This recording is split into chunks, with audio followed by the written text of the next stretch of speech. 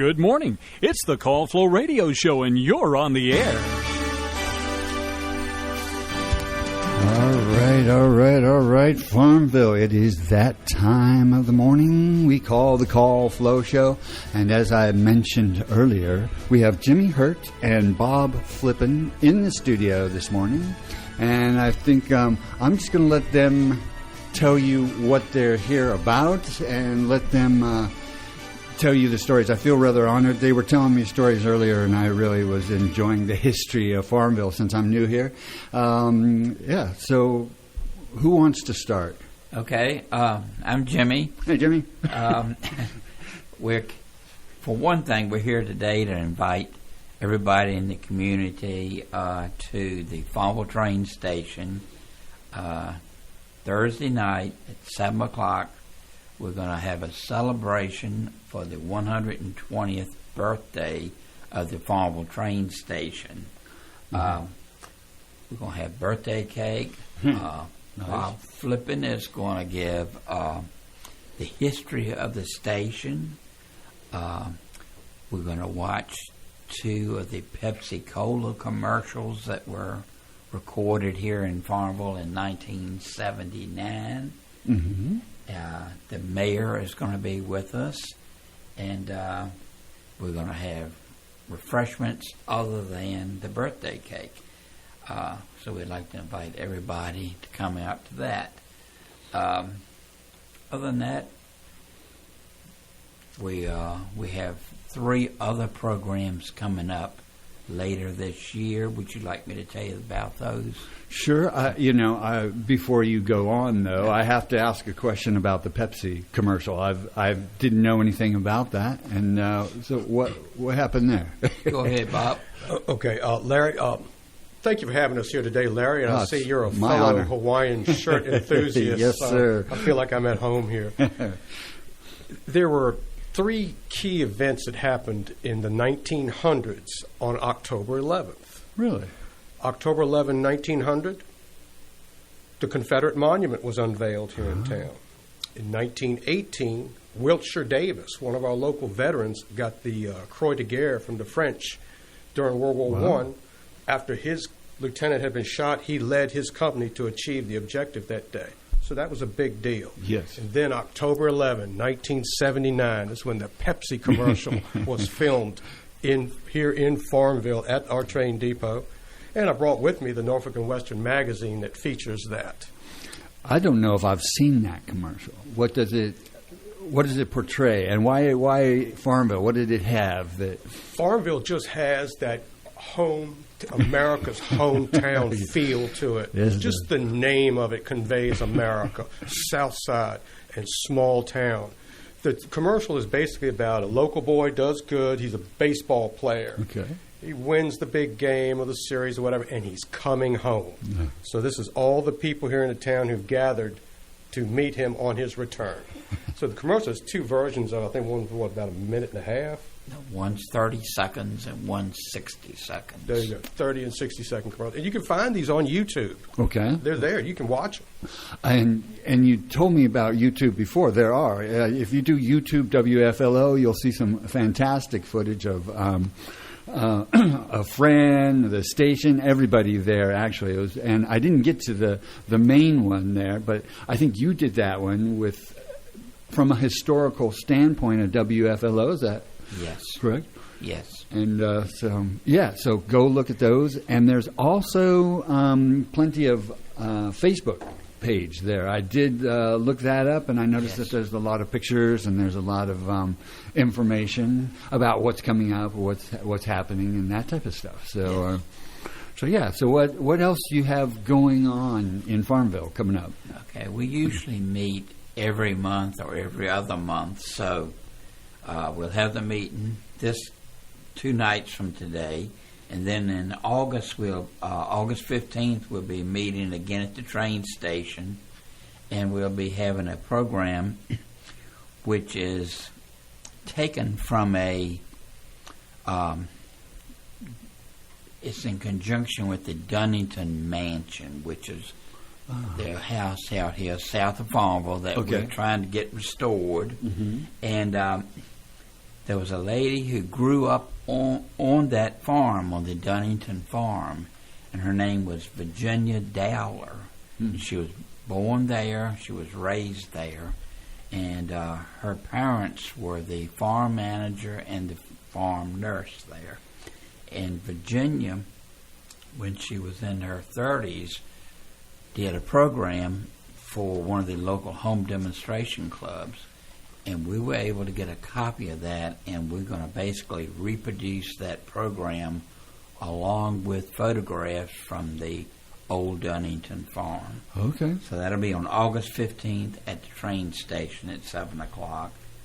And then in September, we're going to have Dr. Heather Beach from Charlotte Courthouse. And she is the person who is heading up this whole program to get the mansion hopefully sold and restored. And she's going to give us basically the history of Poplar Hill, which is the Dunnington Mansion. Okay. And excuse me. And then in October, we have several programs we've been debating, so we haven't settled on one, but more details will be coming on that. Okay. But Bob, would you tell them about our association with DunningtonMansion.org and Heather? Yes, Jimmy. Heather contacted us sometime last year, I guess it was. Year and a half ago. She somehow just found that she was living up in Harrisonburg. She was a veterinarian in Newmarket, but has moved now to Charlotte Courthouse. She just found this house online in an abandoned home site and absolutely just fell in love with it. Has no connection to it whatsoever. Okay. So she came. We met her at the library. I brought all my Dunnington family papers with me, and we spoke with her about what she wanted to do, and we were thinking, this is rather ambitious. I'm not so sure. But I tell you, folks, this woman has taken the bull by the horns. She doesn't take no for an answer, or not willingly. And I'm very impressed at what she's done. She's pulled together great PR work on this, and the actual film and document films have been done about this now. Just small, promotional. But I'm just really amazed, surprised, and very pleased at what Heather has done to pull this together using Longwood students as a catalyst to help. Yeah. And I'm very impressed with her, what she's done, and I think you in Farmville will be as well. Well, I noticed on the Facebook page that there is, it says that there are tour slots available for the historical and photograph tour Saturday, April 29th. So that was a while back. Are you guys planning on having another tour? Is it going to be something that just happens on a week-to-week basis? How's that going to... Heather has teamed up with a fellow by the name of John Plaschel, and he has a web page about abandoned sites and things, and he makes it's an avocation of his to hold events at these abandoned places. Okay. You pay to go to do the tour, and with the Dunnington Mansion, the first tour, I mean, these tickets were like $60 and $90-some and sold out in less than 12 hours. Oh, wow. Yes. And at the end of the event, he presented Heather with a check for like $3,700 That's awesome. to go towards her foundation. She's actually spent a lot of money establishing a web page, just the legal bills, and the foundation itself. I'm amazed at what she's done. Well, and I find it fascinating how she came across that. I don't know if she was specifically searching for abandoned houses and stuff. Because one of the things I see a lot around here is it seems like a lot of abandoned houses. And so I'm always wondering, how does somebody go about finding out if it is abandoned, and how, does it have any historical value? Because a lot of these abandoned places look like they probably do have some history in them. So I am fascinated about that. But are there going to be more tours? Or I believe so, yes. Okay. It's been so successful that they will reschedule more, I'm pretty sure. And how did people get a hold of those tickets? How did they find out that was happening? I'm assuming through John Plaschel's website initially, and of course through Heather's Dunnington website, which is DunningtonMansion.org. check it out. Will do. It says, so is it up for sale, or what's the Yes. story? Yes. For what we know, the people there in the consortium there with the Manor Golf Course there, it is up for sale. I think there's, what's the acreage? 5 acres? I think it's a few more than that. Yeah, because they're saying here that for an extra $12.5 million, you could have the land also. Wow. How generous. What a deal! There we go. It's half as expensive as I thought it would be. So there was a golf course there. Yes. I mean, my ears obviously peaked up when I heard that, but yeah, so that. And how far away is this from Farmville? Just outside the town limits. Very close. South side of town. Just past Lowe's. Oh, really? Okay, Yeah, okay. Across the street, kind of, from Lowe's. Heading out towards Hampton City. Yes. There you go. And on the left side. On the left side. Big entrance. Can't miss it. Oh, would it be something that I probably have seen? Absolutely. If you've driven south of Farmville, I'm sure it's a you've seen big it. house, and it's kind of back. Yeah, you can't see it from the road, Okay. but you Oh. can see the entrance. Okay. Well, I'm interested. Ride down there and check it out. I am. Yeah. Next time I'm out that way, I'm at Lowe's all the time, so might as well take a little detour. I love doing that around here because there are a lot of really fun, interesting places to see. Absolutely. Sorry, I'm talking way too much. So, what else you have going on with the Historical Society coming up? I'm working with the DAR here in town. Okay. And I'm going to make something up if you don't tell us what that is. Well, there is a place right at Kingsville, and it has a highway marker, and it speaks of a church that was built in 1751. Wow. And the supposed story is that after the Revolutionary War, French troops came to Farmville and was stationed, came to Kingsville and was stationed in that area, and they contracted smallpox, and 70 of them died. Wow. And were buried at this church. Mm-hmm.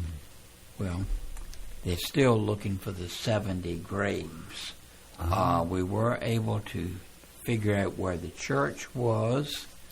The church has been dismantled and taken away, but we're trying to either prove or disprove that story. Mm-hmm. I've come across 24 stories about it in the Farmville Herald. There are several highway markers out in Kingsville depicting and kind of showing where it was. And we've been on this for about 6 months, and we are still researching. Nice. So anyone knows where the 70 graves are, they can contact me. I was going to say, yeah, anybody out there with information. And actually, the phone lines are open if you'd like to call and ask any questions. The number's 434-394-0924. Ask Jimmy or Bob any questions about Anything. the history of Farmville. Well, and that was part of when you're talking about that. I was wondering, how do you get into these projects? Does somebody come to you and say, hey, we have a historical idea that we think you're interested in? Do you do research on your own? How does that manifest? We're constantly contacted by, like, say, for instance, the local Main Street merchants want to know about the history of their buildings, the history of this building. We've researched, the folks over at Greenfront had us research the 30-some old tobacco warehouses here in town. Oh, did you do a special on that or a YouTube? Yeah, it's on YouTube. Yeah, Sorry, didn't I only did it on one of the 30-some warehouses. Okay. But it's amazing how Farmville was all tobacco warehouses at one time. Occasionally a family will contact us and want to know about their family member. Different civic groups, we will go to a church or a garden club or somewhere and give a talk about whatever they might be interested in. And like I told you, occasionally people have things that when the family passes away and they have items that the family members don't want, we go in and get the leftovers. We came in and got the leftovers from WFLO when they went out of business. All these things that are donated, we take over to Longwood, have them categorized, sometimes photographed, and the items are stored at Longwood College. That's amazing. And they're downstairs in a waterproof, fireproof, humidity is regulated, Really? everything is taken care of, and we've got everything from blankets to photographs. You name it. And if you give a collection to the Historical Society, you can trust that it is going to be cared for. It's not going to be stuck up under somebody's bed in somebody's house for one day. Right. No, it will be processed at Longwood and put in storage for our archives, which are stored there at Longwood College.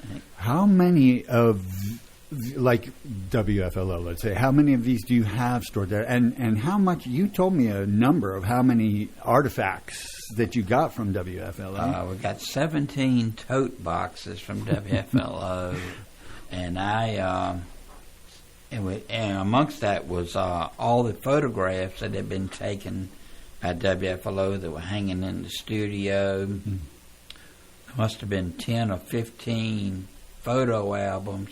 I scanned approximately 700 photographs of everybody that ever worked there, events that went on with the station. Did you, yeah, and you did that work yourself? You're sitting there scanning. That's a lot of work. I mean, that is. Yes, It's a bit tedious, but you also get to see every piece of the puzzle, right? Yes.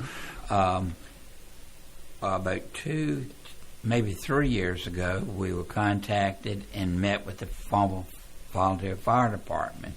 Huh. They too had 600 or 700 old photographs. They've all been scanned and on now digital storage units. All the fire department items that were donated are over at Longwood.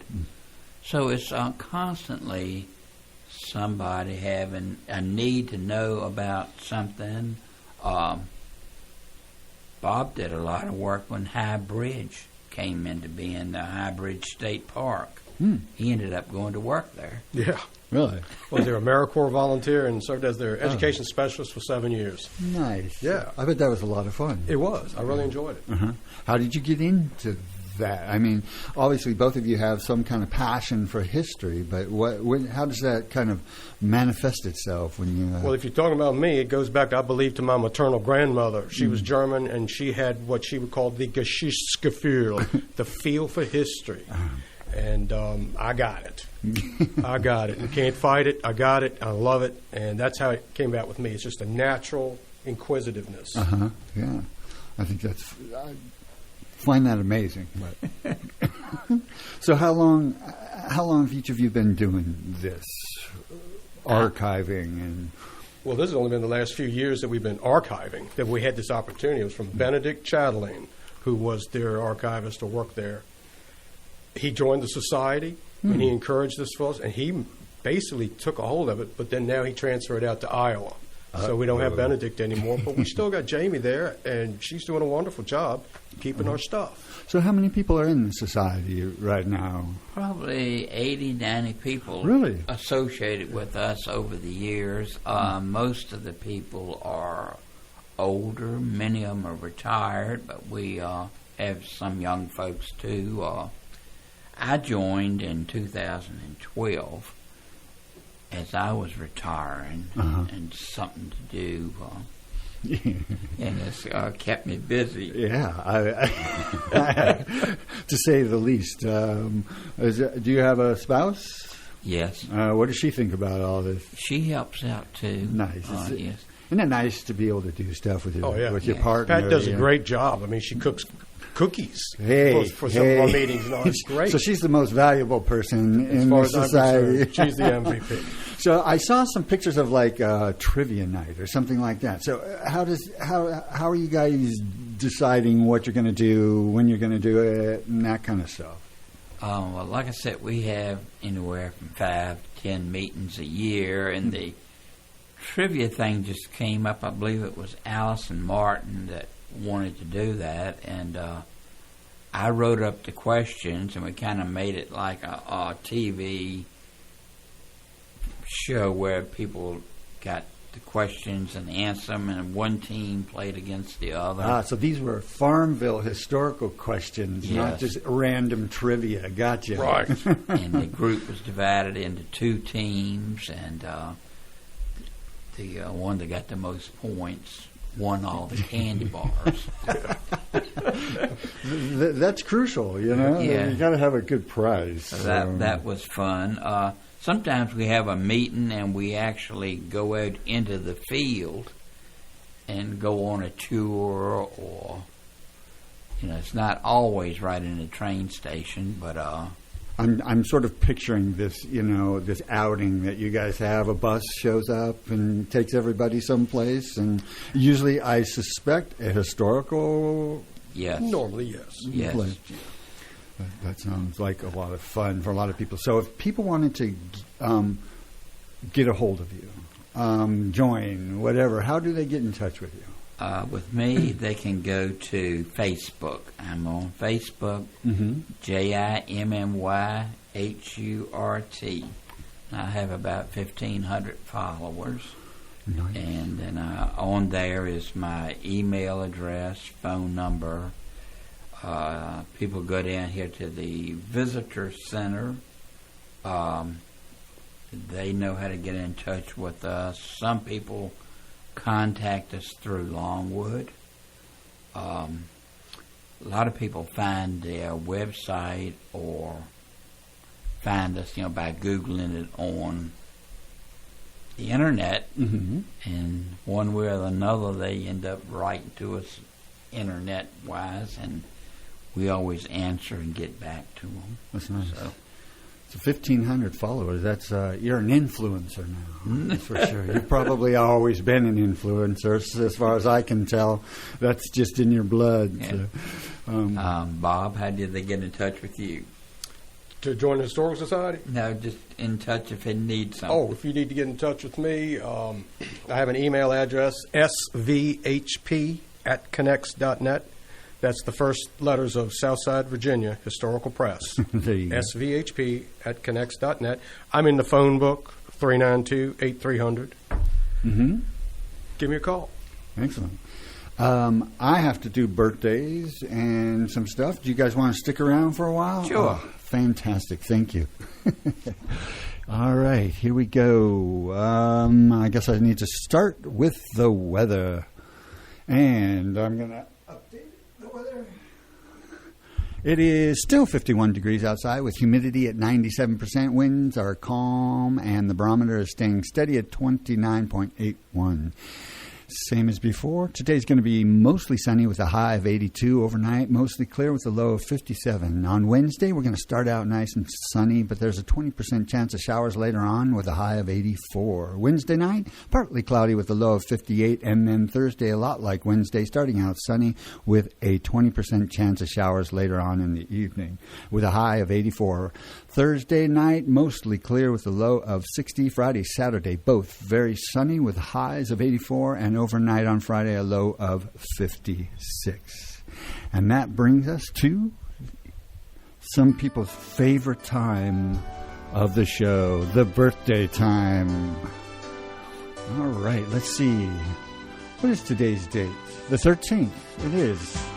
All right, on the 13th, Joe Ellen Peterson. Happy birthday, Joe Ellen. Also, Keith Little. Happy birthday. Blakely Singer. Happy birthday. Marcy Dunn.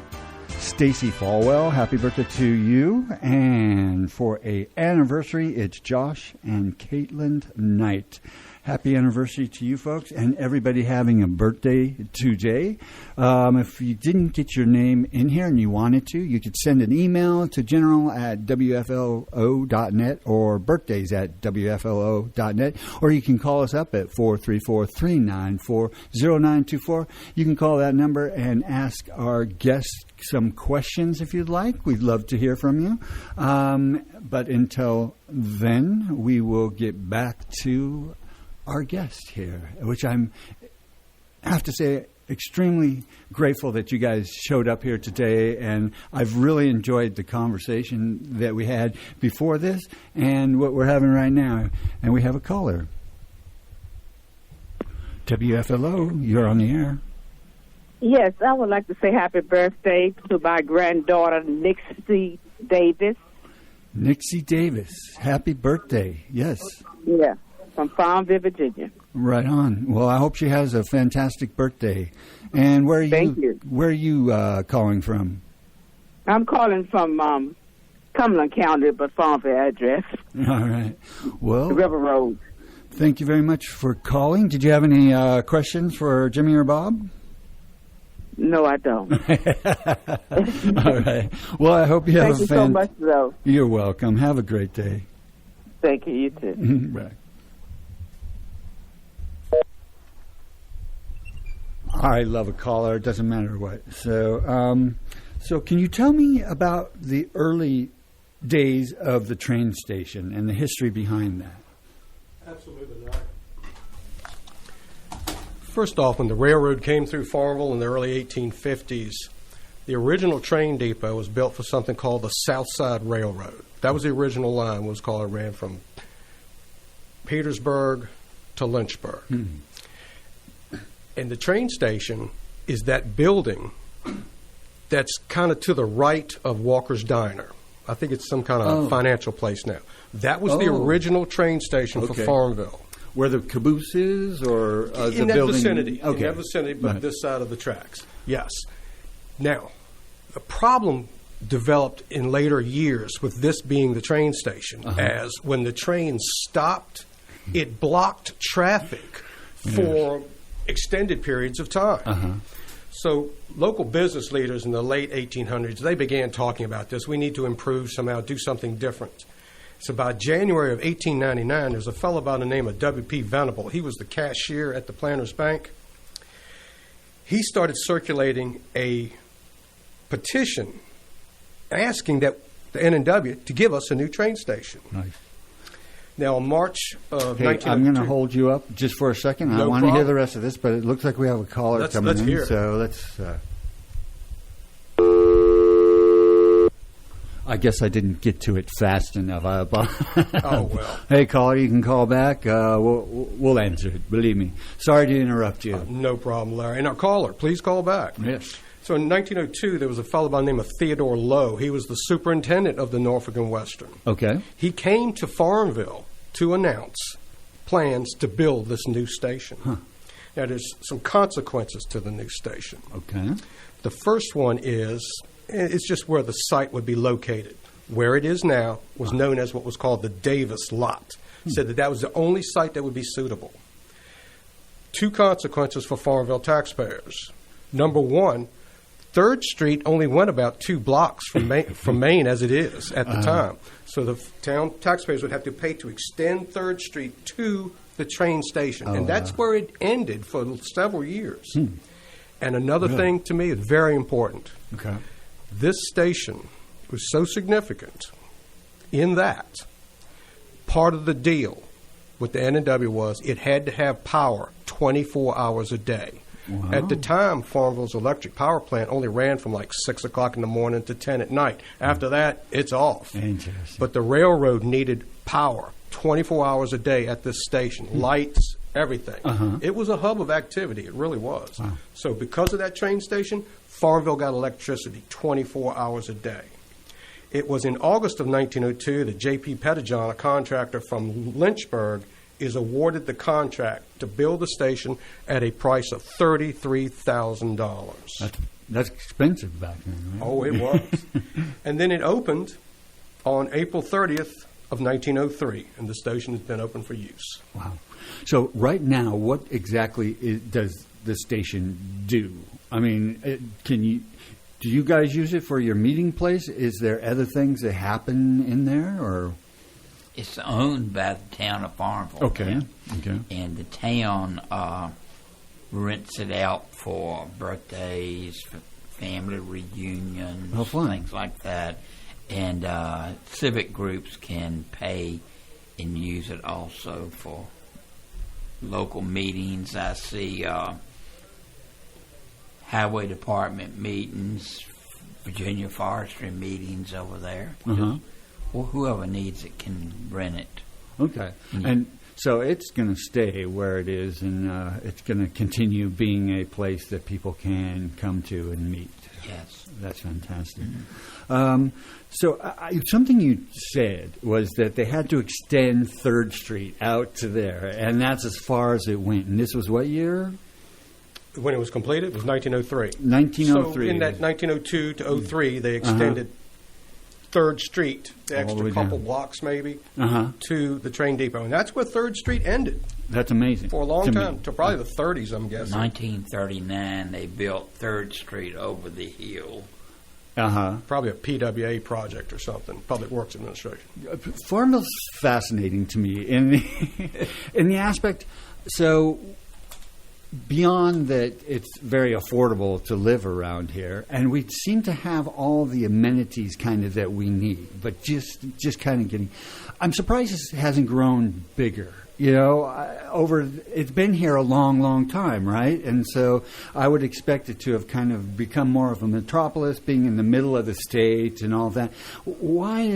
How is it stayed small? I mean, with the university, when did that come in? Or Longwood? Well, Longwood started originally about 1839 as the Farmville Female Seminary, but it became a state institution in 1884 when the state took it over. WFLO, you're on the air. Hi, Larry. This is Jean Motley Husky. Hi, Jean. And I'd like to wish my dad a happy 88th birthday today, Kirby Motley. Kirby Motley, happy birthday. Where's he live? And I know Jimmy, and I just want to thank him and Bob for all the work they're doing to capture all this wonderful history of Farmville. And thank you for what you're doing. Well, thank you for calling. Okay, thanks. We're all Bye-bye. grateful. Really appreciate it. Thank you. I love our callers. Love our callers. And the number is 434-394-0924. And happy birthday to... Happy birthday to Kirby Motley. Yes, Thank you very much. I know Kirby. One of our old buddies. I appreciate you guys bailing me out on that one. I've got a very... I had dinner. The waiter used to go... He would talk... Blah, blah, blah. He'd say, I have a photographic memory. It's just really short. And that's... I related to that. So the funny thing about that was he would tell everybody that story when he was taking the orders. Anyway, back to a regular East program. Well, Larry, let's talk again about Kirby for a moment. Kirby has an interesting story in how he got his name. Okay. Kirby's father was best friends with a guy named Kirby Selden, who lived just up the road from where he lives in 15 there in Buckingham. They were in World War I together. Wow. Kirby's dad witnessed Kirby Selden killed by a shell burst. Mm-hmm. And he named Kirby after that man. Oh, wow. So that's how he got that name. Interesting.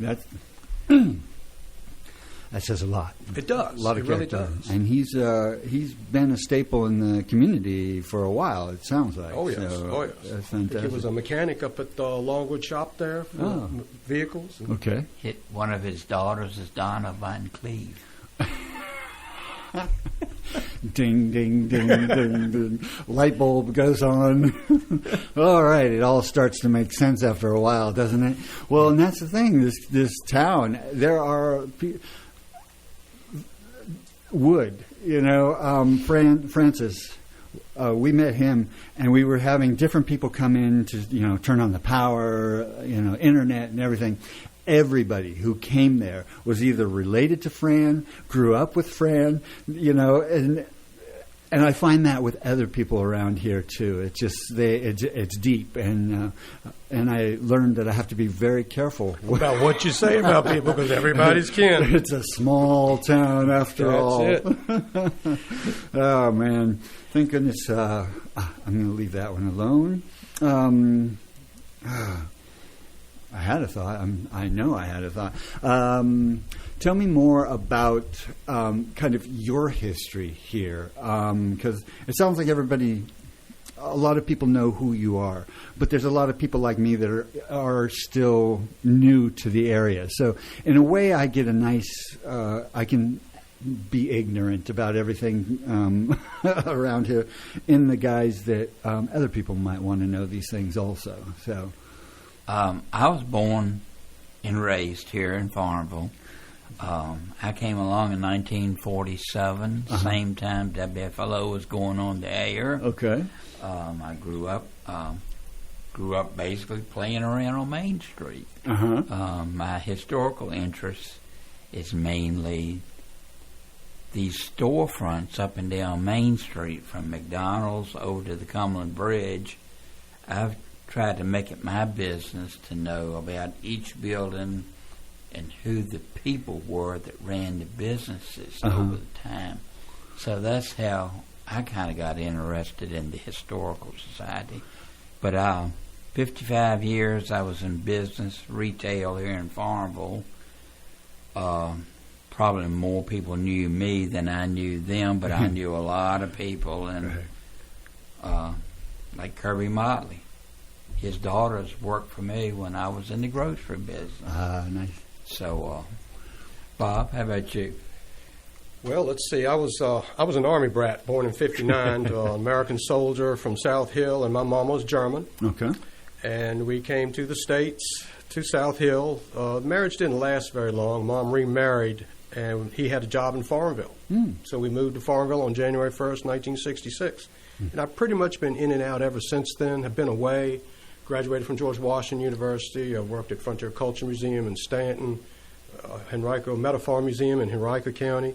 Started Southside Virginia Historical Press. Wow. I bought property in Farmville or Cumberland County on River Road back in '94, and this is where I've been ever since. It was the love of history of this area is what brought me back here to stay. And so, what are the significant things that happened in Farmville? I mean, in Prescott, I was telling you, a small town. I mean, really, one of the big things was the McDonald's that showed up. That was an amazing event in my youth. But it was like, wow, that signified a growth in an area that hadn't been there for ever. So, like, what are some of the main events or buildings or businesses has changed Farmville the most?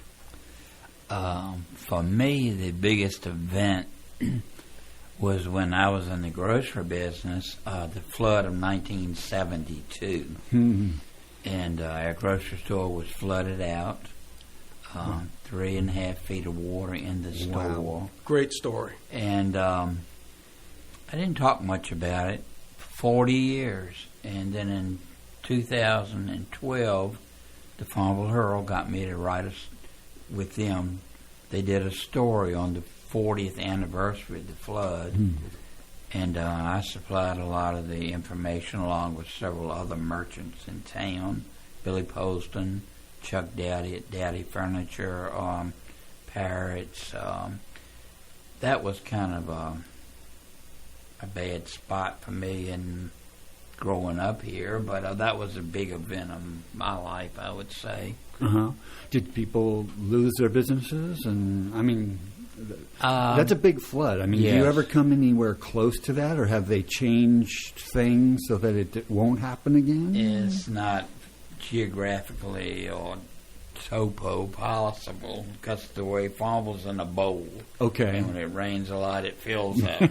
Fill the bowl. But most people recovered from it and went on as we did. But it's just something that you don't forget. Right. The problem with the flooding then was basically the railroad, because the approaches to the railroad, there where High Bridge Trail is, where that crosses the Appomattox River, Right. it forms a dam with just a small opening. So all this water was backed up, so you couldn't get. It took a while to get through that small opening there at the River Road crossing. Interesting. For me, Larry, one of the most significant things that's ever happened to this town, not in our lifetime, but I believe it was in April of 1865. I contend to this day that there were probably more people in Farmville at that time during the retreat route than there has ever been. Because it was just waves of Yankees coming, waves of them. And when the surrender happened at Appomattox, they got the word back to Farmville, stop. So a lot of them were stopping here, camping, and then marching back to Burkeville to take the trains to be redispersed. That's interesting. But the whole hillsides all around the ring Farmville, full of Union soldiers. Something, the house that I'm at, there's a big, big field there. And every time I look at that field, I feel like there's been some kind of historical Civil War event that's happened. And now you've just confirmed that that might actually be a possibility that was there. That would have been very, very interesting. Because what I want to do is find something, treasure that's really valuable, and so I can retire like you good gentlemen. That's my retirement plan. So one of the things that I think of every time I come down here, is there's a lot of brick buildings here, and they couldn't have all been put up at the same time. But how did that manifest? Like, this is the old library, right? Am I correct with that? So when were most of these buildings downtown, the brick buildings that we see everywhere?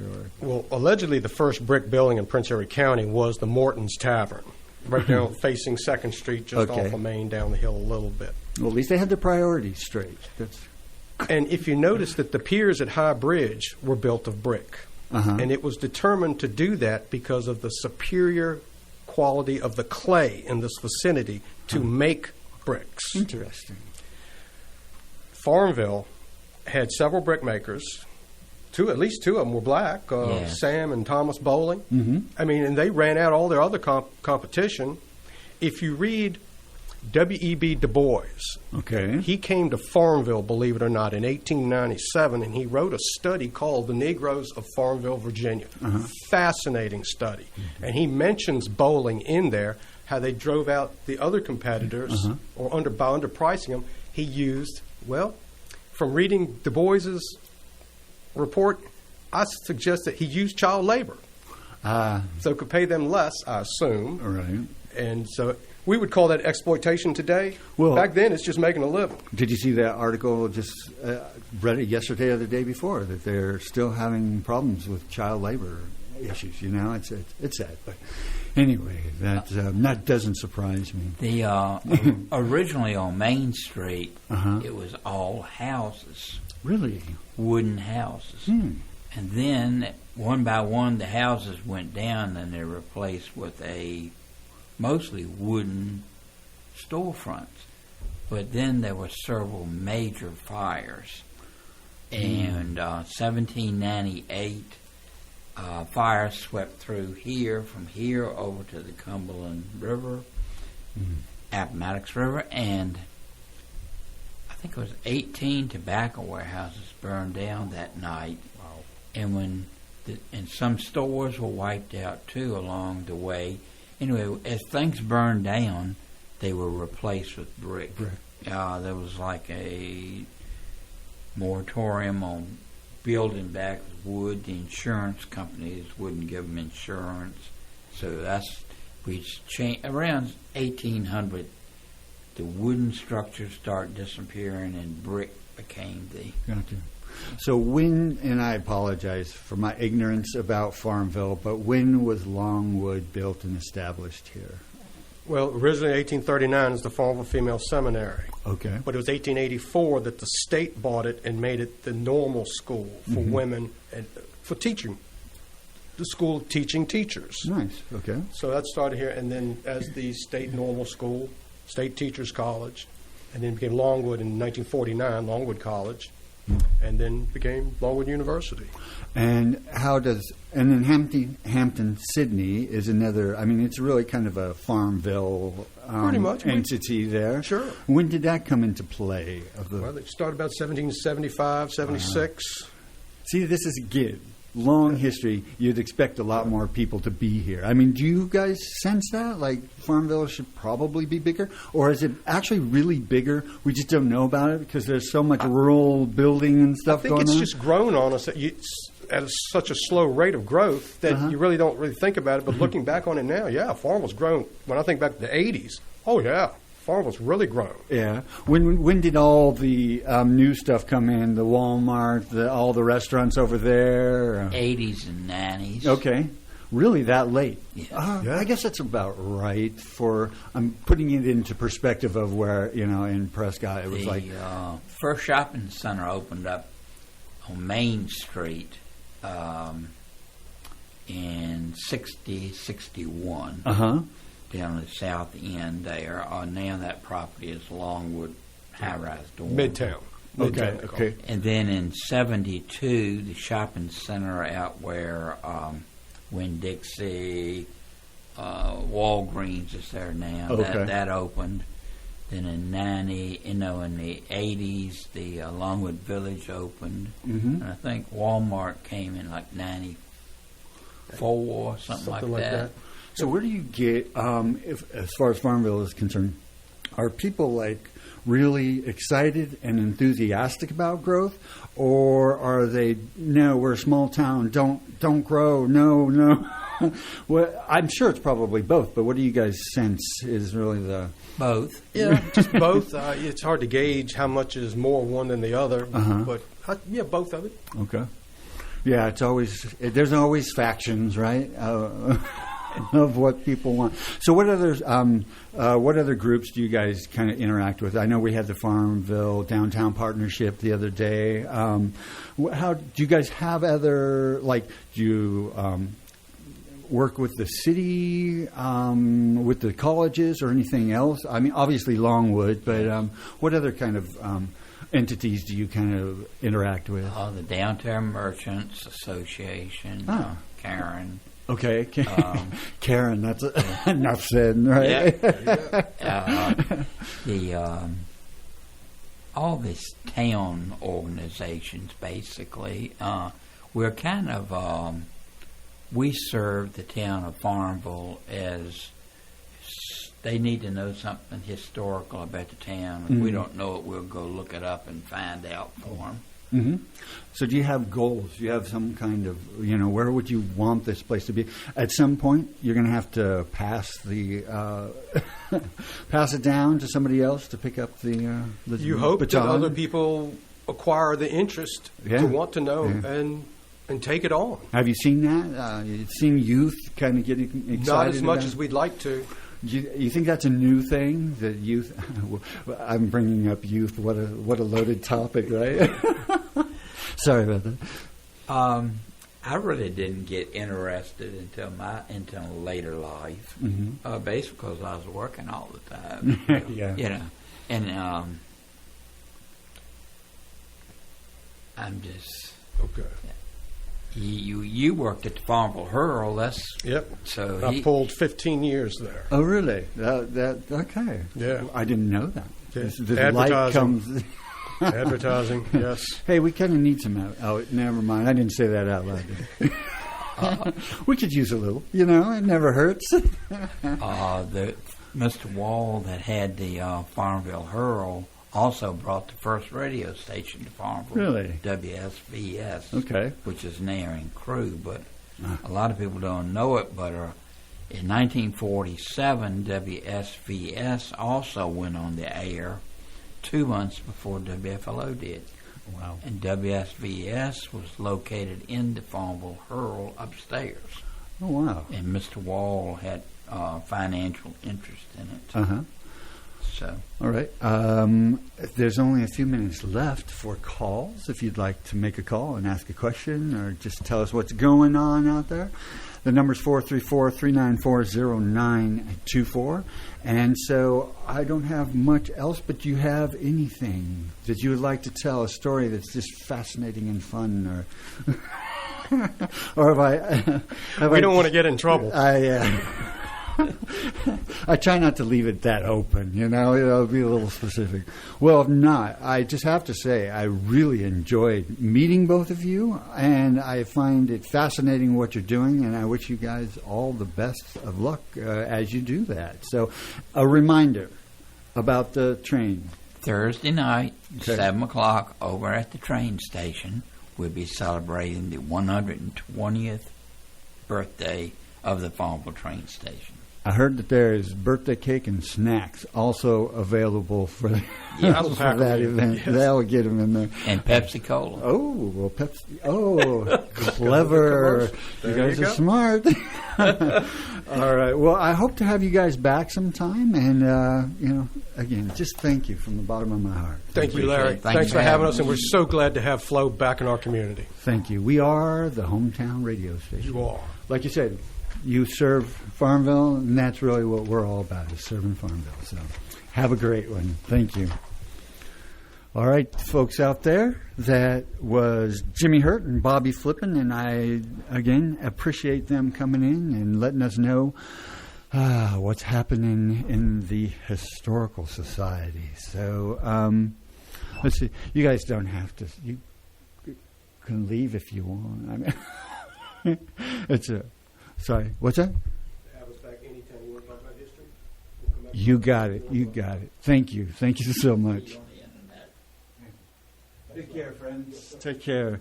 I feel like I've truly met some Farmvillians who know what it's all about and knows what's going on here in Farmville. And I was really, really super glad to be able to talk to them. Wish we had a few more callers call in, asking some questions, but hopefully you guys all got some information that you didn't know before, or a reminder of things that you knew, maybe think about things that you hadn't thought about for a while, with some appreciation for Farmville and where we all live. And of course, I think it'd be a lot of fun to go down there and to the train station and celebrate their 120th anniversary of the Farmville train station. I found it very interesting that they had to extend 3rd Street to get that the train in here, and that sort of makes sense. And I can just imagine the type of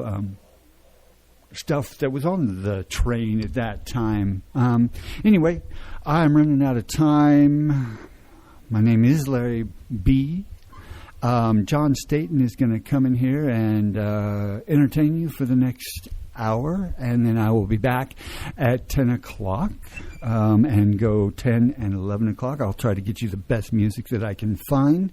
The temperature still is 51 out there, humidity's 97%, and the winds are calm, and the forecast looks absolutely fantastic for the week, with just a few chances of thunderstorms in the evening on Wednesday and Thursday. This is WFLO. We are your hometown radio station. We play all the hits all the time, and we try our best to give you what we can to serve this community, this community, this community, this community, this community, this community, this community, this community, this community, this community, this community,